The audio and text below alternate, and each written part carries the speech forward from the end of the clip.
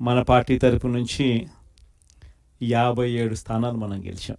ఈరోజు మామూలుగా అయితే ఈ ఓవరాల్ ఎమ్మెల్సీ స్థానాలు కూడా ఏదైతే జరుగుతూ ఉందో, పోటీ జరుగుతూ ఉందో, ఇందులో మామూలుగా అయితే ఎవరు తెలుగుదేశం పార్టీ పోటీ పెట్టకూడదు.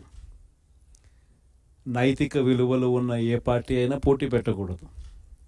ఎందుకంటే 600 చిల్లర స్థానాలు మనం గెలిచినాం. వాళ్ళు గెలిచింది కేవలం 200 చిల్లర స్థానాలు వాళ్ళు గెలిచినారు. మనకు వాళ్ళకు మధ్య తేడా దాదాపుగా 387 స్థానాలు వాళ్ళకు మనకు తేడా ఉంది. గెలిచిన వాళ్ళంతా కూడా మన పార్టీ గుర్తు మీద, మన పార్టీ జెండా మీద గెలిచిన వాళ్ళు. వాళ్ళ సైడ్ అయినా అంతే, మన సైడ్ అయినా అంతే. మరి అటువంటప్పుడు మెజారిటీ లేనప్పుడు ఎవరైనా కూడా పోటీనే పెట్టకూడదు. మామూలుగా మీ జగనే ముఖ్యమంత్రి స్థానంలో ఉండి ఇటువంటి పరిస్థితి కనుక ఉంటే, వాళ్ళకే కనుక మెజారిటీ కనుక ఉంటే అసలు మనం పోటీ పెట్టుండే వాళ్ళమే కాదు. ఎందుకు పోటీ పెట్టాలి? ఎందుకు డబ్బులు ఇచ్చి కొనుగోలు చేయాలి? వేరే పార్టీ గుర్తు మీద గెలిచిన వాళ్ళను ప్రజలు వాళ్ళకు ఓట్లు వేసింది ఆ పార్టీ గుర్తును చూసి, ఆ పార్టీ పేరు చెప్పి, ఆ పార్టీ గుర్తును చూసి, ఆ పార్టీ తరపున వెళ్ళి ఓట్లు అడిగిన తర్వాత, గెలిచిన తర్వాత అటువంటి వాళ్ళను మనం ముఖ్యమంత్రిగా ఉన్నాం కదా, పోలీసులు మన చేతుల్లో ఉన్నారు, అధికారులు మన చేతుల్లోనే ఉన్నారు, డబ్బులు మన దగ్గర దండిగా ఉన్నాయి కాబట్టి ఆ డబ్బులు మనం ఖర్చు చేసి మనం ఎటువంటి పరిస్థితుల్లో అధర్మంగా అయినా కూడా మనం గెలిచాలి కదా అని ఆలోచన చేసి, అదే కార్యక్రమం ముఖ్యమంత్రిగా ఉన్న వ్యక్తిగా మనం చేసి ఉంటే ఆ ధర్మమేనా? ఇది ధర్మం కాదు. చంద్రబాబు నాయుడు నైజం మాత్రం చూపిస్తానే ఉన్నాడు. ఈరోజు కూడా అధర్మంగా యుద్ధం చేసే కార్యక్రమం జరుగుతూనే ఉంది. అధర్మంగా యుద్ధం చేసే కార్యక్రమంలో భాగంగా మన పార్టీ తరపు నుంచి ఎవరైతే గెలిచినారో వాళ్ళందరికీ ఫోన్లు చేయడం, లేదా వాళ్ళ దగ్గరికి మనుషులను పంపించడం, నీకు 5 లక్షలు ఇస్తా, నీకు 10 లక్షలు ఇస్తా, వస్తావా అని పిలవడం, అడగడం. ఎంత మటుకు అంటే రాజకీయాలలో విలువలు అనేటివి పూర్తిగా అట్టడుగు స్థానంలోకి తీసుకొని పోయే కార్యక్రమం జరుగుతూ ఉంది. ఏ రోజైనా కూడా ఒక రాజకీయ నాయకుడు ఎదగాలంటే మాత్రం విలువలు, విశ్వసనీయతతో కూడిన రాజకీయాలు చేస్తేనే ఆ రాజకీయ నాయకుడు ఎదుగుతాడు. ఏ రోజైతే మనం మన క్యారెక్టర్ని అమ్ముకుంటామో, ఏ రోజైతే మనం విలువలను, విశ్వసనీయతను రెండింటినీ కూడా పక్కన పెట్టి రాజకీయాలు చేయాలని ఎప్పుడైతే మనం ఆలోచన చేస్తామో, అప్పుడు ప్రజలకు సమాధానం చెప్పడం కథ దేవుడు ఎరుగు, ఇంట్లో కూడా మనకు గౌరవం ఉండదు.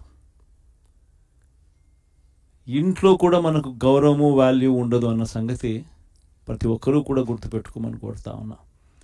నేనైతే నా జీవితంలో రాజకీయాలు నేను అట్టే చేశాను. నేను కాంగ్రెస్ పార్టీ నుంచి బయటకు వచ్చినప్పుడు వెనక్కి తిరిగి చూస్తే నా వెనకాల ఎవరు లేరు. నేను, మా అమ్మ ఇద్దరమే బయటకు వచ్చింది. నాతో పాటు కొంతమంది ఎమ్మెల్యేలు వస్తామంటే కూడా నాతో పాటు రావాలనుకున్న ఎవరైనా కూడా రాజీనామా చేసి రావాలా అని చెప్పిన. ఈరోజు అక్కడి నుంచి మొదలు పెడితే కేవలం ఇద్దరం పార్టీ నుంచి బయటకు వచ్చి మొదలు పెడితే ఈరోజు దేవుని దయతో ప్రతి అడుగులోనూ కూడా విలువలతో కూడిన రాజకీయాలే చేశాము, విశ్వసనీయతతో కూడిన రాజకీయాలే చేశామని గర్వంగా తలెత్తుకొని కూడా చెప్పగలుగుతాం. ఎందుకు మొన్న ఎలక్షన్లే 2014 ఎలక్షన్ మీ అందరికీ గుర్తుండే ఉంటుంది. మనం ఓడిపోయాం ఆ ఎలక్షన్. ఓడిపోయేటప్పుడు కూడా నా దగ్గరికి చాలామంది వచ్చినారు, మన వాళ్ళే నా దగ్గరికి కూడా వచ్చినారు. మన మంచి కోసమే చెప్పారు, నా మంచి కోసమే చెప్పారు. అన్న చంద్రబాబు నాయుడు ఇష్టం వచ్చినట్టు అబద్ధాలు ఆడుతూ ఉన్నాడు, రైతులకు రుణమాఫీ అంటా ఉన్నాడు, మహిళలకు రుణమాఫీ అంటా ఉన్నాడు, ఇంటింటికి ఉద్యోగం అంటున్నాడు, ఉద్యోగం ఇకపోతే 2000 అంటున్నాడు, ప్రతి ఒక్కరికి 3 సెంట్ల స్థలం అంటా ఉన్నాడు. ఇది చంద్రబాబు నాయుడు అంటా ఉన్నాడన్నా, మనం కూడా అనకపోతే ఎట్టా, మనం కూడా రైతులకు రుణమాఫీ చేయకపోతే చేస్తామని చెప్పకపోతే ఎట్టా, ఫస్ట్ చెప్పేసేయండి అన్న, మళ్ళీ సంగతి మళ్ళీ చూస్తాము అని నాతో కూడా చెప్పినారు. కానీ చెయ్యలేనిది, జరగనిది చెప్పడానికి మీ జగన్ చెప్పాల, అబద్ధం చెప్పనందుకు ఆ ఎన్నికల్లో మనం ఓడిపోయినాం. ఆ ఎన్నికల్లో మనం ఓడిపోయి ప్రతిపక్షంలో కూర్చున్నాం. దాని తర్వాత చంద్రబాబు నాయుడు పరిపాలన చేశాడు.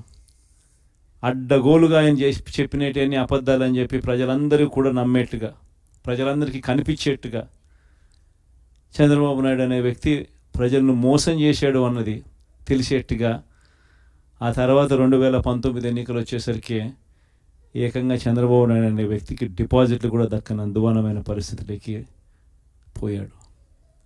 2019లో మళ్ళీ మనం అధికారంలోకి వచ్చినాం. మన మేనిఫెస్టోలో చెప్పింది ఏది కూడా పలాని మాట చెప్పినామనంటే ఒక్క మాట కూడా తప్పకుండా మొట్టమొదటిసారిగా రాజకీయాలలో విలువలు అంటే ఏమిటి, విశ్వసనీయత అంటే ఏమిటి అనే పదానికి మనం అర్థం తీసుకొస్తూ అడుగులు వేసాం మొట్టమొదటిసారిగా.